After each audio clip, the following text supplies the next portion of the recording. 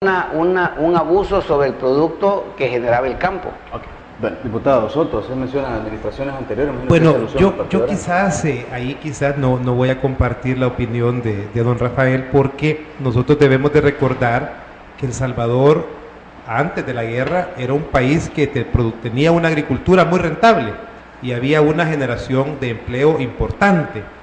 Yo no voy a entrar en quién fue el culpable de la guerra. Yo creo que al final no hubo ni vencidos ni vencedores, pues el país, estamos ya 20 años después que hemos salido de ese conflicto armado que destrozó, pues digamos, el tejido productivo agrícola, pero ahora quizás lo más importante es ver cómo sacamos adelante la producción agropecuaria.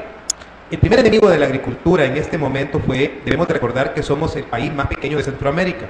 La reforma agraria, de una u otra manera, no fue bien implementada, no se capacitó bien a los productores agrícolas que formaban las nuevas cooperativas, y eso creó una agricultura. Cuando se empezó a parcelar las tierras, ya no fue una agricultura extensiva, sino que se convirtió en una agricultura muchas veces de sobrevivencia, y que a la larga afectó la producción nacional. El tema actual no es los cultivos de caña de azúcar. El tema actual es que tenemos un montón de tierras ociosas, porque la caña es un cultivo que está generando utilidades al cañero, y hay cañeros de 5 manzanas, hay cañeros de 10 manzanas, de 15 y 20, y hay cañeros de 100 manzanas. Pero la generación de empleo que se da a través de estos cultivos es grande. Yo creo que hay que implementar en el tema, por ejemplo, de semilla mejorada. Es cierto, el gobierno actual está apoyando mucho las cooperativas del Bajo Lempa, sobre todo, que están actualmente cultivando semilla híbrida. Pero también recordemos, y vamos a preguntarles a los agricultores que han sembrado esa semilla, si están de acuerdo con la producción que están teniendo de esas semillas. Y el problema es que no se están produciendo los híbridos indicados. Necesitamos híbridos más altamente productivos, porque yo no quiero decir que la cooperativa está produciendo una mala semilla, porque la semilla no es mala. El problema es que no es una semilla altamente productiva.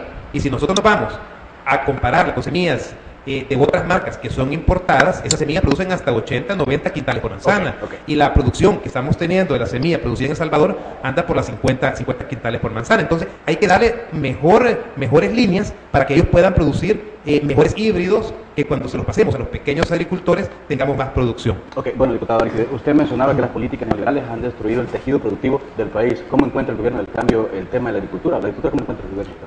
Yo quizás no quisiera tanto extenderme aquí porque ya un poco lo hemos tratado, ¿verdad? Y yo creo de que hay que ir al tema de la solución, y creo que voy a aprovechar parte de lo que dijo Rigo. Realmente es que cuando nosotros hablamos con los agricultores nos encontramos con esa realidad. Entonces ahorita, que en este momento, ¿qué es lo que se requiere? Se requiere protección para el productor, se requiere fortalecer al productor. Lo estaba explicando también Lito el caso de los ganaderos. Entonces, en ese sentido, nosotros en primer lugar proponemos una ley de soberanía alimentaria y nutricional. ¿Qué significa esto? Bueno, que El Salvador, que nuestro gobierno, que nosotros como Asamblea Legislativa vamos a promover leyes en función de proteger la producción de los granos básicos, de los alimentos de los salvadoreños. ¿Y eso qué significa? Que tenemos que fortalecer también el aspecto de la investigación, el aspecto de la tecnología, el aspecto de la inversión, financiamiento. Otro tema...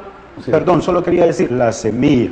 No hay una ley de semillas en el país, se requiere una ley de semillas, y nosotros hemos estado dependiendo de las importaciones, y yo creo que es correcto lo que se ha planteado aquí. Se requieren mejores líneas, se requiere producción de híbridos, no solo en la agricultura, también en la ganadería. ¿Cuál es la ganadería que tenemos nosotros ahora aquí? ¿Cuál es la producción de leche que tenemos? Entonces debemos de recuperarla. Por tanto, necesitamos leyes que vayan en función de eso, de proteger. Y bueno, tú querías hacer una pregunta más. Sí, cuando se entrega un paquete agrícola a los campesinos, la gente, bueno, se motiva a que produzcan la tierra, hacen producir la tierra, pero cuando salen a vender, la productividad se encuentra con presión. Venden la semilla, no te preocupes. Ni siquiera la tiran, la venden. Ese es un problema, digamos, que necesita control por parte del Estado. Se está entregando material que no se usa para lo que dicen. Con el caso de la semilla, mucha semilla y muchos productos que el Estado le regala a los beneficiados se venden en las ferreterías, por ejemplo, ¿verdad? O en los centros de los servicios. Pero eso es porque hay deficiencia en la selección de la gente. Y no vamos a pensar que es porque lo politizamos, ¿verdad? Porque el hecho es que el que recibe la semilla la debía tirar al surco para sembrar. Sí, pero no solo eso, Lito, yo estoy de acuerdo con lo que tú decís, pero es que también el productor ve que hace su trabajo, saca su producción, lo lleva al mercado y el precio está quebrado. Entonces, ¿qué es lo que ocurre? Es mejor, ¿verdad?, liquidar al principio que después de haber trabajado. Entonces, por eso digo yo, se requiere de una ley que proteja, ¿verdad?, que garantice un precio, perdón. Pero aquí vamos a algo, mire. Desgraciadamente, hablamos hace un momento de la semilla nacional que se está produciendo en este momento, para ser específico, en el Bajo Lempa. Y Aristides sabe que no me equivoco. Se han apoyado muchas cooperativas, eso está bien. Pero desgraciadamente, el maíz que se produce, después que se cosecha esa semilla, cuando esa semilla se le da al pequeño agricultor y el pequeño agricultor saca la cosecha, no es la mejor semilla. Porque cuando la queremos vender a los industriales, por ejemplo, a través de los convenios que se hacen con los industriales, resulta que no son los mejores híbridos. Y no son los mejores híbridos, no es la mejor semilla que contiene la cantidad de almidón que ellos necesitan para las harinas que hacen cuando procesan esta semilla. Entonces, necesitamos darle a las cooperativas del Bajo Lempa mejores líneas que produzcan mejores híbridos para que el agricultor... Porque el problema cuando dicen es, producen 50 quintales actualmente, con un buen manejo, pero si lográramos producir 80 quintales, aunque el precio esté bajo, pero el agricultor en volumen podría obtener una mejor rentabilidad. Entonces yo creo que hay que apostarle un poco más a tecnificar mejor la agricultura del pequeño agricultor a través de asistencia técnica, más agencias de extensión del CENTA, porque como usted decía, diputado Machuca, es cierto, el extensionista agropecuario es el extensionista que muchas veces le cambia la vida al campesino con esas ideas y con esa asistencia técnica que da. Pero ¿qué hay que hacer? Si, según los cálculos del FMLN, el diputado Arias manejaba que habían cerca de 300.000 manzanas ociosas. 300. ¿Sí? ¿Cómo está el cálculo? No, ociosas no. Ociosas no. O sea, 325.000 productores, mencioné yo. No, le estoy sacando un cálculo del FMLN que mencionamos, tierra ociosa. La que fuera. Ajá, ¿qué hay que hacer entonces Por para eso, nacionalizar? a nivel nacional. Motivar a nivel nacional, exacto, a nivel nacional. Nosotros lo que estamos proponiendo es una ley de apoyo y de recuperación de la organización cooperativa, de todas las áreas que son las que están principalmente en esa situación de abandono, ¿verdad? Hay que invertir para que todas esas áreas de agrícolas se puedan recuperar. Ahora, yo quiero agregar algo a lo que se estaba diciendo antes, de que no solamente incrementar el volumen, digamos, o el rendimiento por manzana, sino que también aquí, lamentablemente, estamos produciendo la mayoría de familias, tal vez no en el departamento, pero sí en el país, únicamente una vez al año. Y entonces hay que incrementar, digamos, la cantidad de veces que se produce, y eso significa desarrollo de tecnología, utilización principalmente de sistemas de riego. Bueno, sí, en este tema. Los sistemas de riego, los que dejó el PCN en su momento, están abandonados, con mucho respeto, por una parte. O sea, que los gobiernos han venido montándose en los trabajos de los gobiernos anteriores. Pero ahí hay siempre cosas que decir. La otra cosa es que está bien, ya, que produzcamos 50, 80 quintales por manzana, pero tenemos una enfermedad que hay que corregir, que es el intermediario. Entonces, el Estado necesita dar precios de garantía para que pueda el productor poder llegar al mercado con alguna solvencia. Aunque yo puedo aplaudir unos hilos de lámina que vendieron o regalaron, ¿verdad? Porque, digamos, yo siento que la producción de la gente más humilde produce para consumir, de alguna parte. Una parte la vende y otra guarda. Y esos hilos sí son un recurso muy importante para guardar maíz. Bueno, qué bueno. Yo, como estamos planteando soluciones al problema agropecuario, podemos decir varias cosas. Primero, como Arena, nosotros venimos proponiendo una ley de arrendamiento de tierras. Lo que pasa es que cuando hablamos de una ley de arrendamiento de tierras, a veces creemos que se puede entender como un retroceso a la reforma agraria. O sea, la reforma agraria no se puede revertir. O sea, es algo que se dio en el país, equivocadamente o no, pero ya se dio.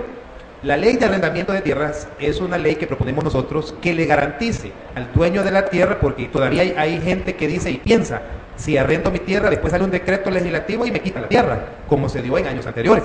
Entonces, nosotros creemos que una ley que garantice tanto los derechos del dueño de la tierra como de aquella persona que le va a arrendar la tierra. Entonces, con una ley de este tipo, nosotros podemos asegurar que vamos a bajar el nivel de tierras ociosas en el país. Ahora, en el tema de los distritos de riego, porque el diputado Aristides Valencia mencionaba que hay que producir más, no solo una sola cosecha, sino 2 o 3 cosechas, donde se puede hacerlo. El diputado Machuca mencionaba los distritos de riego, y eso es cierto. Hay distritos de riego en Zapotitán, que es, hay 2 distritos de riego ahí en Zapotitán. Tenemos uno, el Acahuapa, que ese sí se hizo en los gobiernos de Arena, ¿verdad? Que está abandonado porque después de la tormenta se arruinó un sifón y tenemos más de 3.000 manzanas de tierra compartidas entre San Vicente y Usulután que no están produciendo en este momento en la época de verano. Entonces son de las cosas que debemos de ir viendo nosotros cómo vamos corrigiendo en el camino. Bueno, yo quiero El tema de agregar los algo al metálicos, tema del- eso es un tema que Arena dejó. Ok, bueno, ya nos están diciendo que la gente ya está llamando, que ya está bien motivada. Pero haciendo llamadas, solo no, quería una consulta, decir algo de los distritos. Es que realmente también esto, el tema del distrito de riego, nos ha llevado a otros problemas, ¿verdad? Que como la rentabilidad de la agricultura se permitió, digamos, que disminuyera, resulta que los distritos de riego como Zapotitán se fueron convirtiendo en áreas de lotificaciones y de colonias y actualmente incluso de cultivo de pasto.